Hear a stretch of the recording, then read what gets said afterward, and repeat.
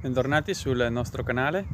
Oggi siamo ai primi di giugno, quindi volevo farvi vedere un po' come siamo messi con i gradi di maturazione, i livelli di maturazione in vigna, e in particolare volevo farvi vedere come si sta comportando la vite di uva fragola, che avevamo parlato anche di questa vite durante un video riguardante le tecniche di propagazione per talea, appunto perché questa è stata piantata direttamente, quindi a piede franco, e quindi volevo farvi vedere come si sta sviluppando l'uva.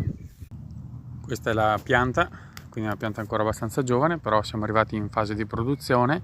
Adesso qua ormai la fase di fioritura è stata completata, ormai siamo in allegagione piena, diciamo che siamo qua praticamente a grano di pepe. Adesso il lavoretto che sto facendo oggi è quello di andare a tirar via, vedete, alcune foglie basse come queste, in modo tale da permettere l'arieggiamento dell'uva, esporla meglio al sole e resta più sana.